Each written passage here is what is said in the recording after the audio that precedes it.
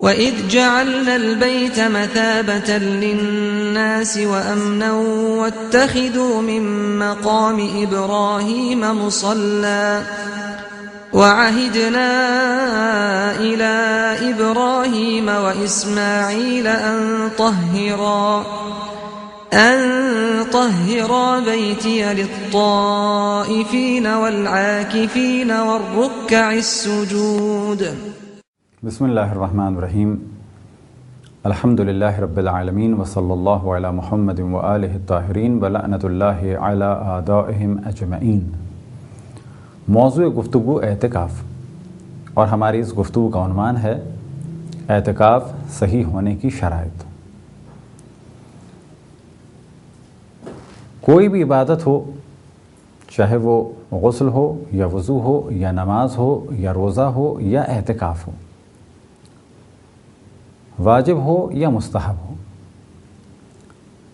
کچھ نہ کچھ شرائط ایسی ہوتی ہیں کہ ان پر دار و مدار ہے اس عبادت کے صحیح ہونے کا.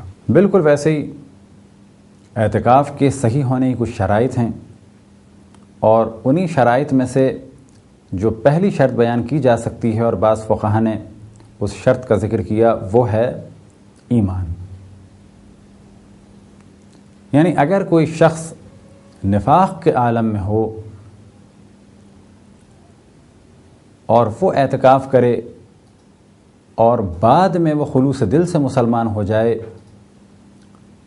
تو اس کا وہ اعتکاف کہ جو اس نے کیا تھا وہ صحیح نہیں مانا جائے گا. اب ممکن ہے کوئی سوال کرے کہ اس کے اعتکاف کے صحیح ہونے یا نہ ہونے کا کیا نتیجہ ہے؟ یعنی روز قیامت اسے اس اعتکاف کی کوئی جزا نہیں ملے گی،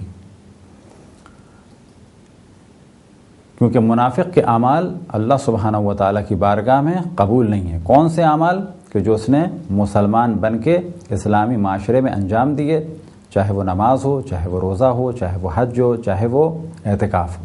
منافق کی ایک علامت بغض اہل بیت علیہم السلام ہے. لہذا اگر کوئی فضائل اہل بیت علیہم السلام سے آشنا ہونے کے بعد اور مقام اہل بیت علیہم السلام سے آشنا ہونے کے بعد بھی ان سے بغض رکھے، تو وہ بھی انہی منافقین کے زمرے میں آتا ہے کہ جن کی عبادت اللہ سبحانہ و تعالیٰ کی بارگاہ میں قبول نہیں.